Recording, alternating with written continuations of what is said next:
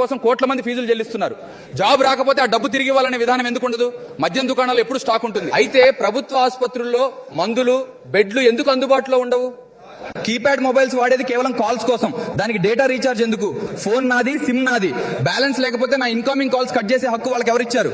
5 కిలోల రేషన్ కోసం వేలుముద్ర కావాలి, పెన్షన్ కోసం వేలుముద్ర కావాలి. మరి మన దేశ భవిష్యత్తును మార్చే గోటు వేసేటప్పుడు వేలుముద్ర ఎందుకు అడగరు?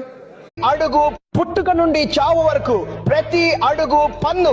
పుట్టగానే డైపర్ పైన పన్ను, చదువు మొదలు విద్య పైన పన్ను, పుస్తకాలు, పెన్నులు, మొబైల్ డేటా అన్నింటిపైన. సంపాదనకు, పొదుపుకు, ఖర్చుకు పన్ను, పనికి వెళ్తే ఇంధనానికి పన్ను, జబ్బు పడితే వైద్యానికి పన్ను, వృద్ధాప్యంలో పెన్షన్, చికిత్సకు పన్ను. సార్, మరణం తర్వాత కూడా అగరుబత్తీలకు పన్ను, ప్రతి దానికి పన్ను. సార్, పరిస్థితి ఏంటంటే మీరు పాలు కొంటే అందులో యూరియా కలుస్తుంది.